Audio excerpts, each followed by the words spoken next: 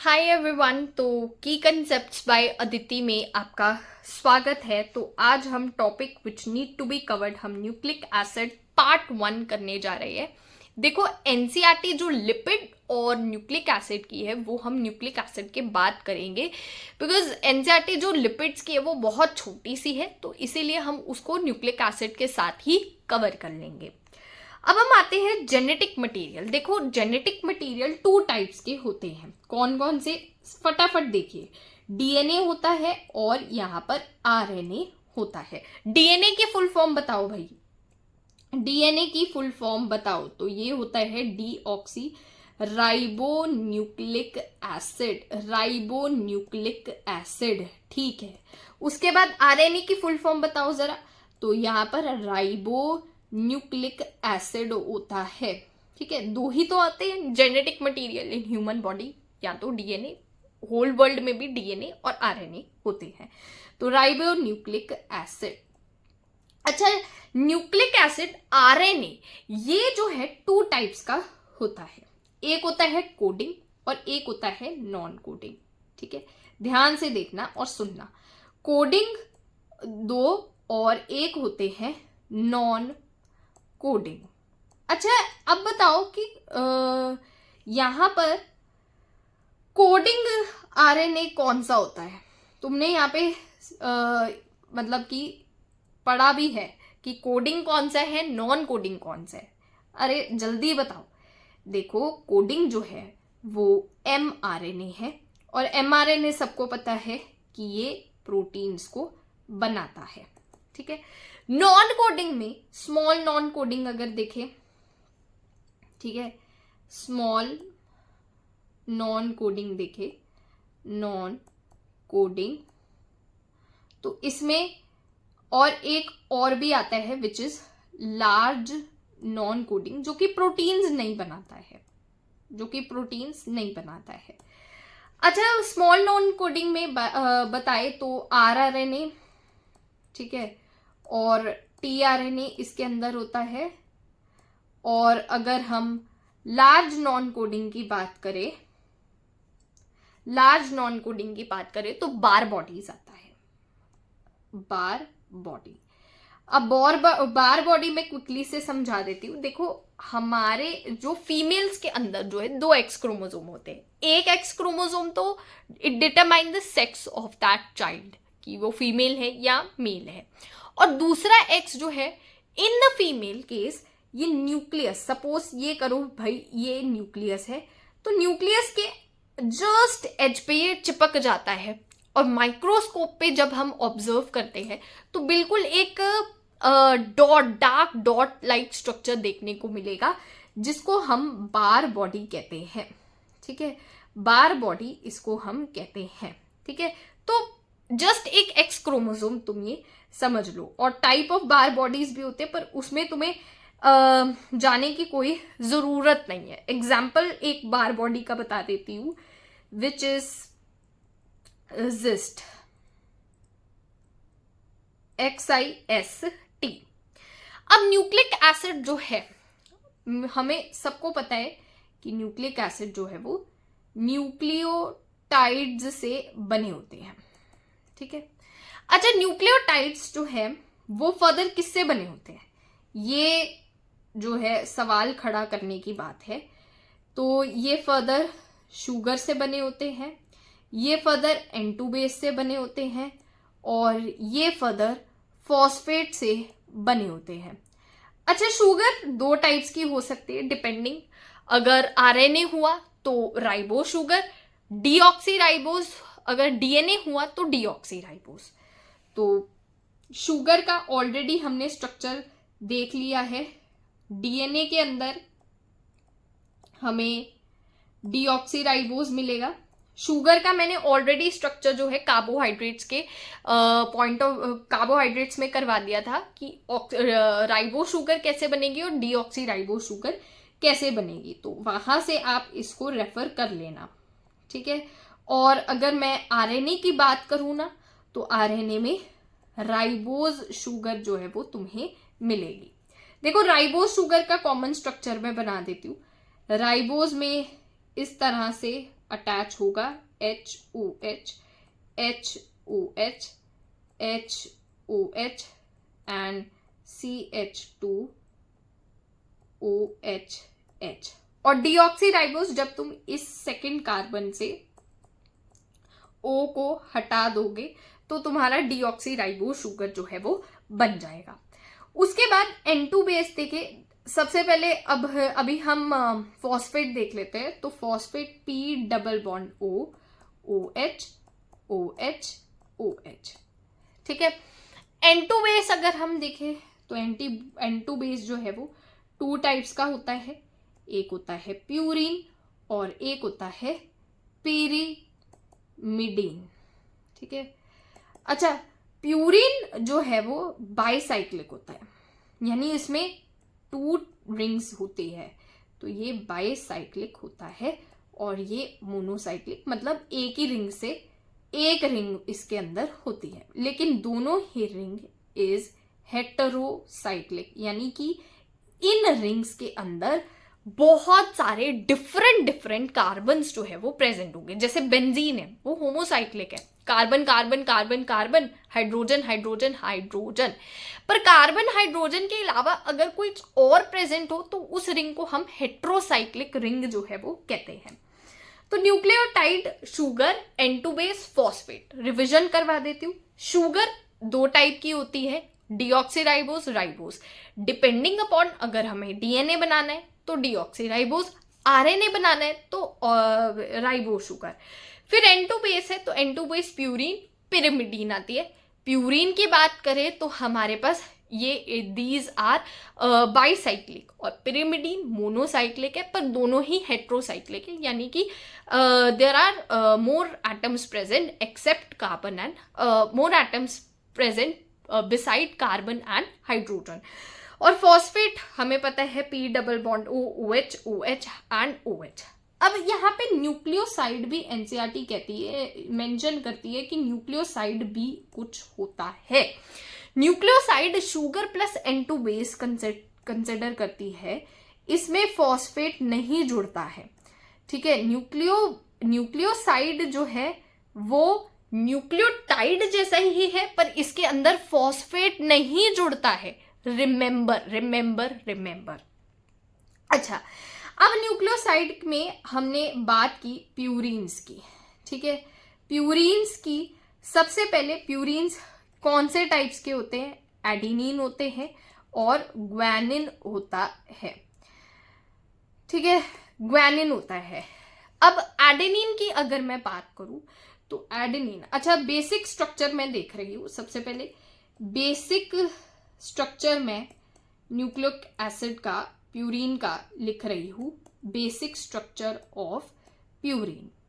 तो basic structure purine का, एक बेंजीन रिंग बनाओ, ठीक है, और इधर से इस तरह से बॉन्ड बना दो। देखो यहां पर मैं रिंग को कंसिडर नहीं कर रही हूँ, रिंग के बॉन्ड्स को, वैलेंसीज को मैं कंसिडर नहीं कर रही हूँ, सिर्फ और सिर्फ मैं स्ट्रक्चर को कंसिडर कर रही हूँ कि स्ट्रक्चर क्या है।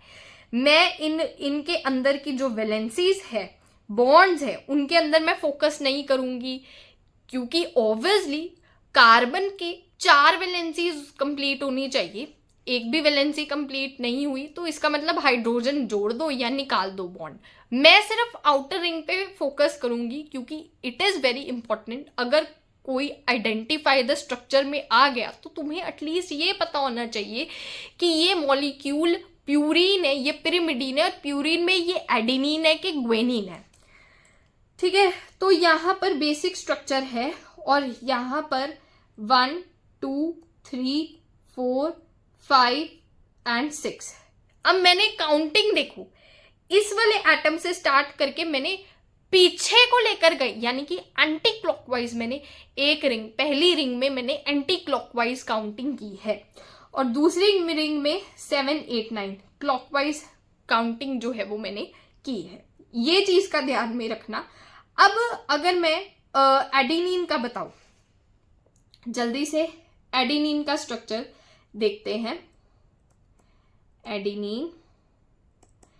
एडेनिन जो है it is 6 amino purine, 6 amino purine.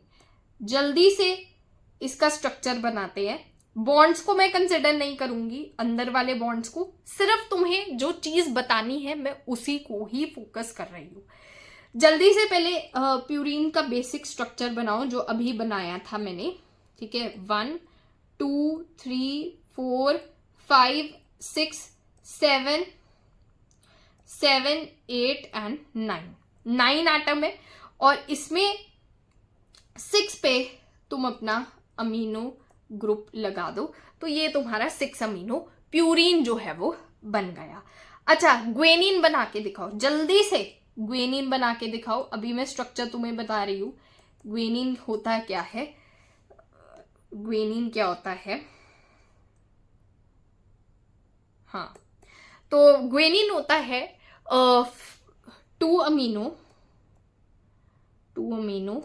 6 oxy purine. Oxy मतलब ऑक्सीजन, ठीक है, तो प्यूरिन। अब जल्दी से बनाओ, जल्दी से पहले बनाओ, कुछ नहीं है, यहां पर इस तरह से बॉन्ड बनाओ। मैं बॉन्ड रिपीट कर रही हूं, नहीं बना रही हूं, बिकॉज जस्ट तुम वो आगे पीछे बॉन्ड को कर सकते हो, लेकिन पहचानना आना चाहिए। इसीलिए बॉन्ड आगे पीछे करने में बहुत टाइम लगेगा। इसीलिए ट्रिक ये है कि तुम्हें कोई भी ये तुम्हें नहीं कहेगा पेपर में, नीट के एग्जाम में, कि प्यूरिन का स्ट्रक्चर एक्यूरेटली बना के दिखाओ। तुम्हें बाइसाइक्लिक और मोनोसाइक्लिक पहचानना आना चाहिए। बाइसाइक्लिक हुआ तो प्यूरिन होगा, 6 अमीनो हुआ तो एडिनिन, और यहाँ पर 2 अमीनो 6 ऑक्सी हुआ तो पिरिमिडीन, ग्वेनिन। फिर 2 अमीनो है तो 4 5 6 7 8 9। अब यहाँ पे 2 पे तुम अमीनो ग्रुप लगाओ, यहाँ पे अमीनो ग्रुप लग गया, और 6 पे तुम ऑक्सी ग्रुप लगाओ, तो यहाँ पे डबल बॉन्ड ओ लग गया। यहाँ पे तुम्हारा ग्वेनिन का भी स्ट्रक्चर खत्म। अब यहाँ पे आता है प्यूरिन्स हो गया था। अब हम पिरामिडीन्स आएगा। देखो बेसिक स्ट्रक्चर देख लो, जरा बेसिक स्ट्रक्चर देख लो पिरामिडीन्स का। ये एक मोनोसाइक्लिक स्ट्रक्चर होता है, मोनोसाइक्लिक, और इसमें क्लॉकवाइज काउंटिंग होगी। किस तरह से, ऐसे 1 2 3 4 5 6, ठीक है, क्लॉकवाइज जो है वो काउंटिंग जो है वो होगी। अब तुम ये यहां पर पिरामिडीन्स है, ठीक है, यहां पर तुम बेसिक स्ट्रक्चर में 1 3 और 9 की तरफ जो है, 1 3 और 9 की तरफ एंड 7 की तरफ n लगा लो। 1 3 7 9 इनकी तरफ n लगा लो, और इधर भी n लगेगा फिर, ठीक है, ठीक है, इधर भी n लगेगा और इधर भी n लगेगा, ठीक है। अब आता है मोनोसाइक्लिक में, तो यहां पर 1 और 3 की तरफ n लगेगा, ठीक है। अब यहां पर आता है हमारे पास सबसे पहले एडेनिन ग्वेनिन हो गया, थाइमिन यूरेसिल साइटोसिन, ठीक है। तो सबसे पहले थाइमिन करते हैं, थाइमिन या यूरेसिल करते हैं। यूरेसिल आसान है, यूरेसिल बताती हूं। सबसे पहले यूरेसिल करते हैं। यूरेसिल इज 2,4 डाईऑक्सी पिरिमिडीन, अरे पिरिमिडीन। पिरिमिडीन का स्ट्रक्चर बनाओ, जल्दी जल्दी से स्ट्रक्चर बनाओ पिरिमिडीन का। अरे भाई यहां पर n है। अब यहाँ पे वैलेंसी मैं पूरी नहीं कर रही हूं तो टाइम लग जाएगा, इसीलिए मैं बेंजीन की रिंग ही बना रही हूं, और नंबरिंग कर दो। ये 1 2 3 4 5 6, ठीक है। और यहाँ पर n कहाँ पे अटैच करना है, 1 और 3 पे, वहां पर 1 3 7 9 पे अटैच करना था। और 2 4 double bond O double bond O, uracil जो है कंप्लीट। अब आता है तुम्हारे पास थाइमीन। अच्छा, थाइमीन को 5 मिथाइल यूरेसिल भी कहते हैं। थाइमीन को 5 मिथाइल यूरासिल भी कहते हैं। अब बताओ जल्दी से बताओ, यहां पे इस 5 पे यूरेसिल का स्ट्रक्चर बनाओ, 5 पे CH3 ग्रुप जो है वो जोड़ दो, तुम्हारा थाइमीन जो है वो कंप्लीट है।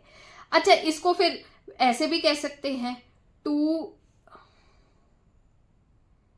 ठीक है, 5 या 2,4 डाइऑक्सी 5 मिथाइल पिरिमिडीन, ये भी कह सकते हैं। तो वीडियो को पॉज करो और खुद से स्ट्रक्चर को बनाओ। देखो, सबसे पहले 1 2 3 4 5 6, 1 और 3 पे अमीनो ग्रुप जोड़ दो। 2 और 4 यूरेसिल का स्ट्रक्चर बनाओ सबसे पहले तुम, ठीक है, यूरेसिल का ही स्ट्रक्चर बनाओ, डबल बॉन्ड O। और 5 पे ये एक्स्ट्रा यहाँ पे बना देती हूँ कि 5 पे तुम्हें यहाँ पर मिथाइल ग्रुप को जोड़ना है। थाइमीन कंप्लीट हो गया। अब आता है तुम्हारे पास साइटोसिन।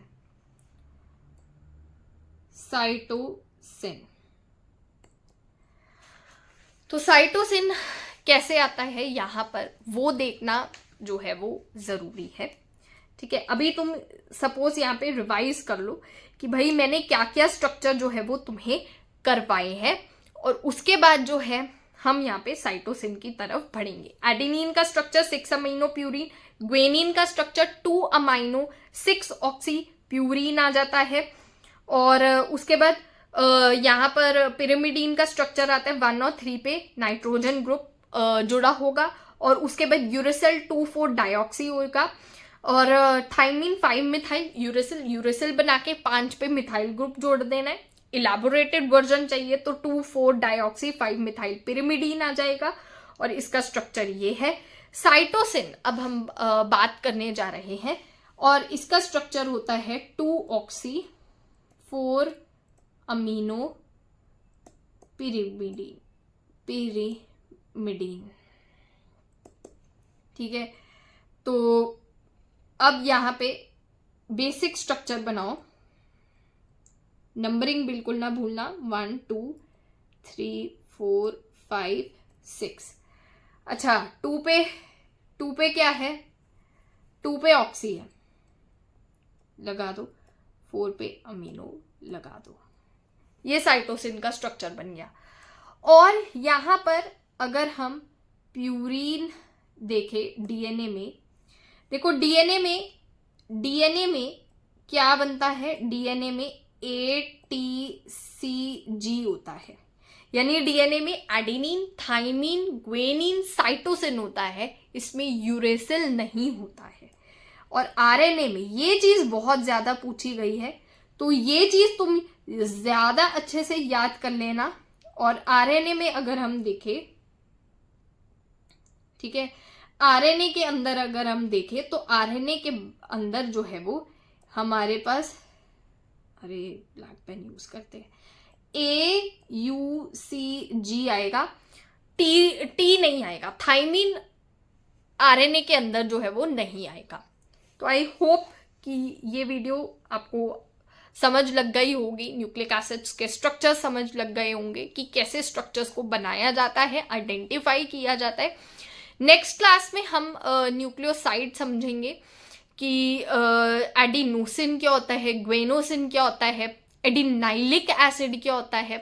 फिर चरगाव्स रूल भी पढ़ा है, चरगाव्स रूल भी, इसको हम और भी further rule, Watson Crick rule को हम पढ़ेंगे।